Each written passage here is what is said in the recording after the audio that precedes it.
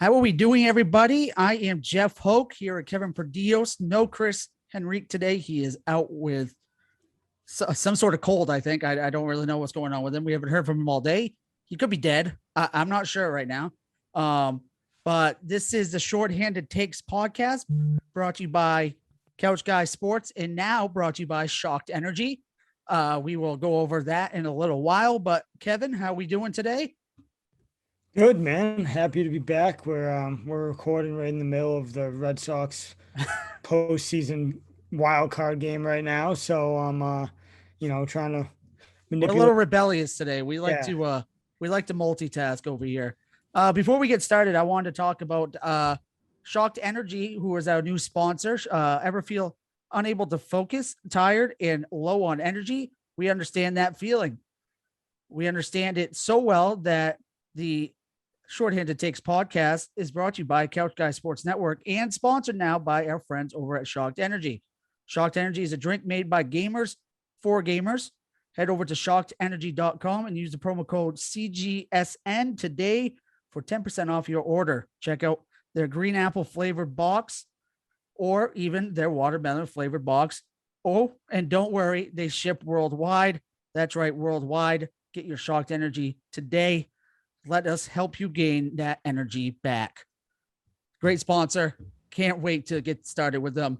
We're going to hype them up a lot here in the next couple of episodes because you know why?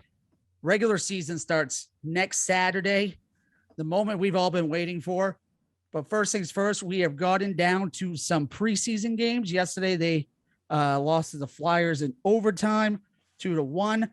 Kevin, I know you've been watching some of the preseason games. What have your takeaways been early on for preseason? Yeah, I'm surprised with how overall good they looked. We've talked earlier on other shows that there's a lot of question marks, whether it be goaltending, who's going to fill in on that second line, what does the defense look like, how does Charlie McAvoy, does he make that next step? All the millions of question marks that come in with the season. They look pretty good, and yeah, you would like to pull out that Flyers game. Allmark stood on his head, I think, and especially in that overtime. But that's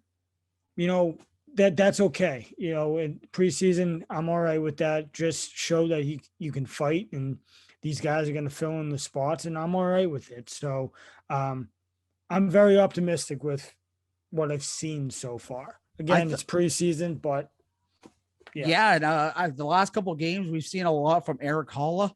Yep. He has looked very good and very surprising. I did not know what he was going to look like coming in.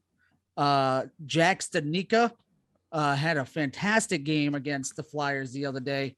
We'll go over that a little bit later. They have a game tomorrow against the Caps. Wednesday against the Caps, I should say. Who is there anyone that's disappointed you so far in this preseason? Is there anyone that hasn't really done anything that you figured that they would take that next step? No, I don't think anyone in particular been like a disappointment. Again, I don't try to read too much into like the preseason stuff. If it's good, like if you're playing well, I'll take it. But if you're not playing well, I'm not going to bash you for it. It's I'm not going to allow any negatives really to sink in. But I think our bread and butter is going to be that top line. So okay, we go into an overtime against the Flyers, and where's the top line? We like that type of thing. If it's always going to come back to, that top line. I hate the name and I hate how they say it, but the perfection line, that is gross. That nickname needs to die. But I think Allmark, for how good he's played overall, I think he made a couple mistakes, and luckily it's only preseason and he can iron those out. But I'm not really nothing. No one really stands out as oh my God, this dude is awful, But yeah, so no one in particular. But when you go into overtimes, you got to rely on your bread and butter, and that's that top line, and they didn't get the job done. So I'll go with the top line. That perfection line was an NBC thing, so let's hope it stays with NBC and doesn't come back. when it goes over to ESPN TNT. Although there are some NBC people heading over there, but just hope it stays over there at NBC, tucked away. We talked about Jack Studnicka a little bit, and also the emergence of Eric Holla the last couple games. And you got Charlie Coyle coming back, I guess, starting the game tomorrow for the Bruins, coming back from his injury. Is there room for all three here? Is there an odd man out? Studnicka's looked good. He's had a good last couple games. Holla, you just signed to a 1 to 2 year deal. And I mean, obviously Charlie Cole, you got around for another 4 or 5 years. You got to make room. Like you said, like, are you going to ship Holla out? Are you then going to flip Studnicka? So it's kind of, McAvoy ain't going anywhere, so these guys are all going to be, they have to be in the equation. And I think, with all the question marks we've said, that second line, what does that second line look like? What does the defensive pairing look like? So I think, yeah, they all stick around, and it's good to see Studnicka, from what it seems like, making that next step. He's played well, so hopefully that carries over in the regular season, and hopefully he plays well enough to, one, if they do decide to flip him for more assets, he has a good return, or if he's sticking around, he's a huge asset or a huge piece to this team. But at the end of the day, hockey, you need depth. So I think all of them are sticking around. I don't see any of them going anywhere, but I'm not Don Sweeney. Studnicka looks really good though. He has, I watched a little bit of that Flyers game the other day, and he was taking some hits that I don't think he would have been able to take a year ago. He was taking some blows to, I believe it was to the boards, that I don't think if he put on that 15 pounds of muscle, I don't think he would be getting, I don't think he'd be getting above the ice at that point. He's taking some hits, but he's also able to absorb those hits now, which is something he was not able to do earlier. Yeah, that again, I said last podcast, last show, you got to be physical. Hockey's a physical game, so if you can't, he's only 6'2". Studnicka's only, that may seem like average, oh wow, you're a good size guy, but in hockey, you're small, man. That's small. That's not a big dude. Really, you hope that you're 6'3" or above, and then never mind. I think he's only. I don't even think he's 200 pounds yet, So I think it's a physical game, so it's nice to be able to see that he can absorb those, but can he absorb those for an entire regular season? How does that wear him down? And I think that's when the size kicks in. You got to put on the muscle. You got to bulk up a little bit just so your body can take that beating. And I know hockey's not as physical a game as it once was, and I wish it was still that physical, but you got to bulk up a little bit to be able to take the hits, and we'll see. Maybe, there's still plenty of time. I think he's still able to bulk up and show that he's able to take those hits, and he's shown it so far this preseason, but we'll see. Ask me halfway through the year, and we'll discuss this again. Oh, I will write that down, and we will discuss that later on. Definitely. Especially for hot takes wise, because that could be interesting later on. So we talked about the emergence of Jack Studnicka and where does he fit in, obviously, with that and all that. Now let's move on to in between the pipes here for a second. Now we've seen both sides of both goalies. Obviously I have a little bit of I don't want to go too far in with because I have a little bit of a lean one way with Jeremy Swayman because he's from Maine, played at Maine. Love the guy. He has really shown out in this preseason though. And I believe, I don't remember who asked Bruce Cassidy the question yesterday in his press conference, but he did say that there is a possibility that you could see Jeremy Swayman starting between the pipes in game 1, Saturday, October 16th against Dallas. Obviously Linus Hallmark is adjusting to the Boston atmosphere and, getting back to where he was before. Do you see the possibility of the youngster and Jeremy Swayman going next Saturday instead of Linus Allmark?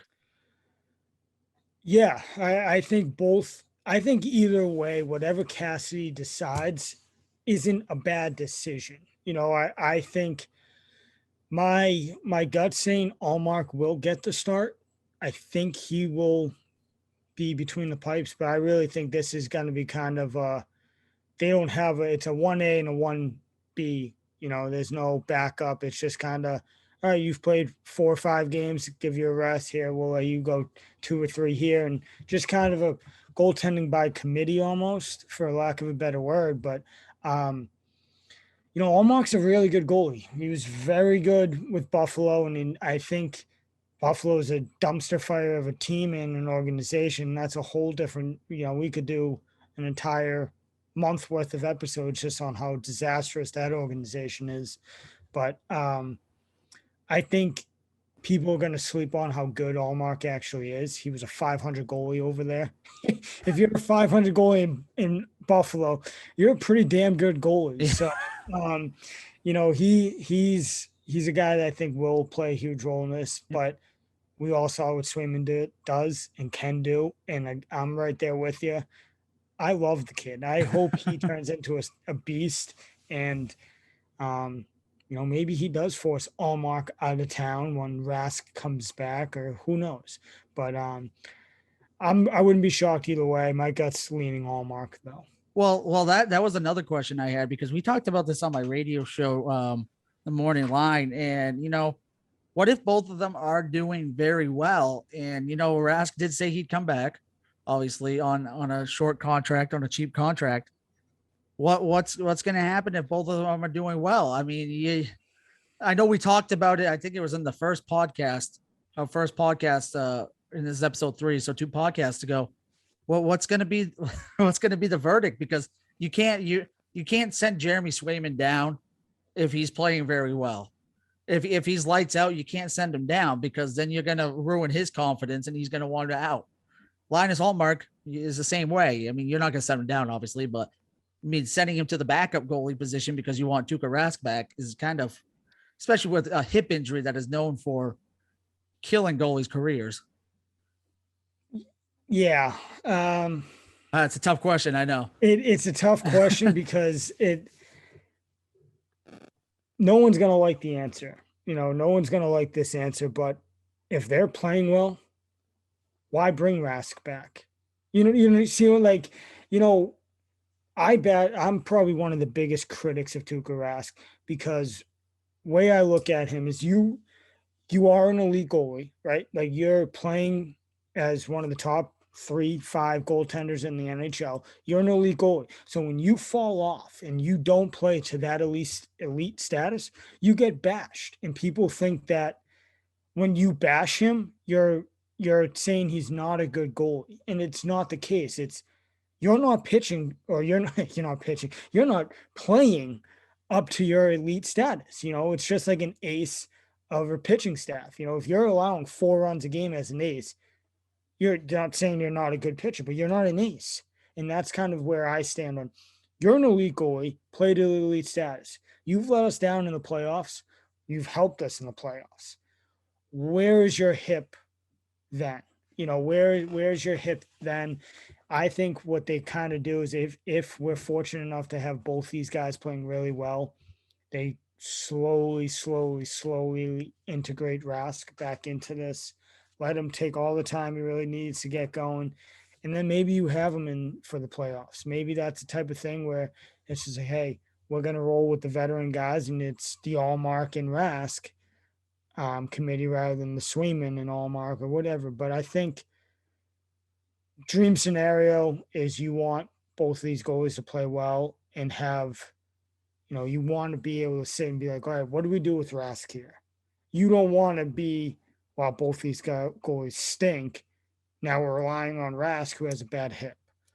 So if it plays well, I think they build him up for the postseason just because he has the ability to play as one of the top goaltenders in the league. But we'll cross that bridge when it comes to it because you never know. Hockey's a funny game. And it's not like he's going to be going anywhere else. He even said that he wants to stay with the Bruins and he doesn't want to go anywhere else. Right. So you could give him a job on the bench as a goalie coach until, something happens. But, it's an interesting scenario for sure. Because you do have that whole situation with Tuukka Rask, and you never know with those hip injuries. You've seen it happen before with goalies. It's never ends well when they come back from a hip injury like he had.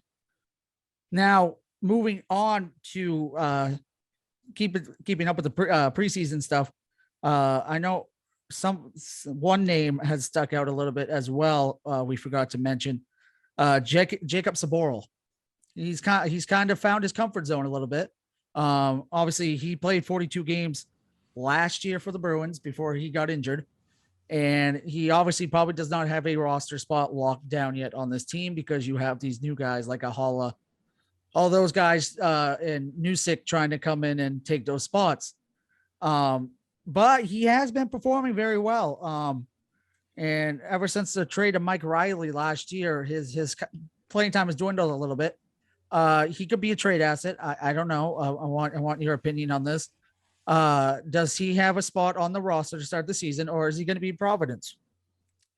Oh, that's tough. That he's playing like he should have a spot, especially when, again, we keep saying this. We don't know what the third, fourth deep pairing really looks like. So I do think that is an opening. There's an opening there, and he is 24, so it's kind of like you're not old, but you're getting to the point of you got to prove if you can do it.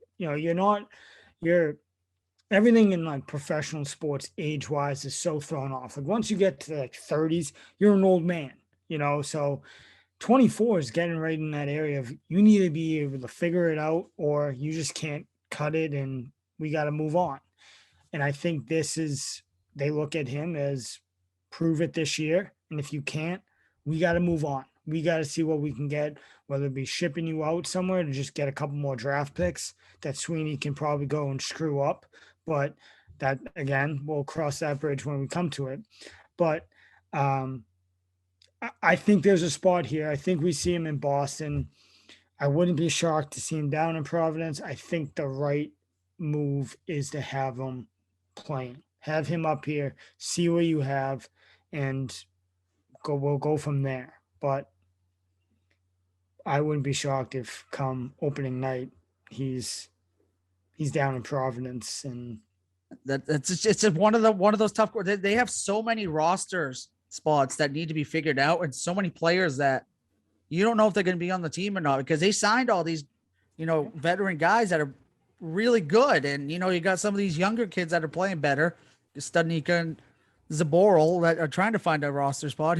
Here we are, almost a week before the opening puck drop, and you don't know if you're going to make the team at this point after cracking the starting lineup last year to start the season.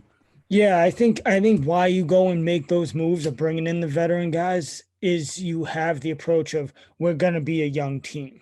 So I think they kind of look at it as we're going to keep these young guys, but we need to get a veteran group around them to really help with their aches and pains, help them learn how to, hey, like if you're a forward, I haven't scored a goal in 5 games, and you need that veteran guy to be like, relax, don't worry. Same with the defensive pair, it's easy for a forward to say what you have to do on D, but it's a different game. It's a different, your game approach is completely different as a defenseman than it is for a forward. So getting more veteran presence on both sides of the puck is really what I think the Bruins have done, because I think they looked at it and was like, we need someone to help these kids. Bergeron, Marchand, they can't really help the defensive core and the veterans down there. Charlie McAvoy is supposed to be your number one guy. So like, kind of, what are we doing here if he's your voice of reasoning, voice of veteranship? I think that's why they went out and did it. They just need another veteran voice in there to really help the younger Zaborals of the world to settle into their own.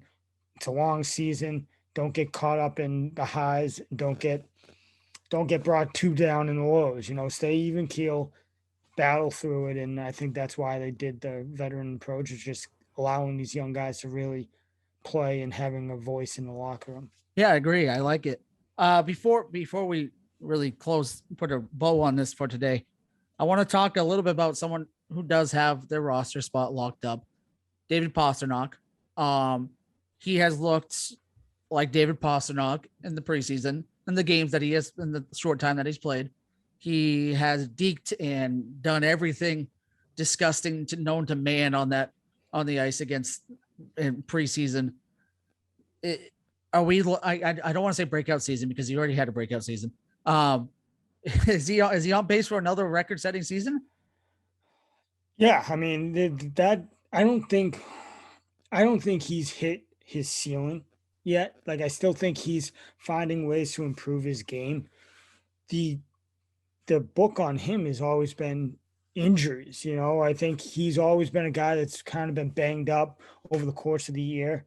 And really, what I think that comes down to is, if you're a bigger guy, if you're a Tom Wilson, who are you going after, right? Like, who are you trying to eliminate? It's going to be the Pasternaks. And who's answering it on the Bruins? So that's kind of that approach of, we're going to be physical with this guy. We're going to throw our weight around at it. How does he handle it? His hands are good enough to get him out of situations and get him out from tough positioning along the boards and avoid these hits, but you're going to get hit. You're going to, how do you respond? How does your body respond? And I think that's part of his finding a new level to his game. It's finding ways of, all right, take a hit here, but I'm going to lay off the gas a little bit there. Finding ways to always keep healthy and stay in competitive hockey. And I think you see that this year of, he'll stay healthier longer. He'll find ways to be more of a focal point in the offense, and we're going to need him to. I say more of a focus. He is the offense, but I think we see more of him as a presence rather than, he's dealing with something. But he will go to a new level this year, I think, for sure.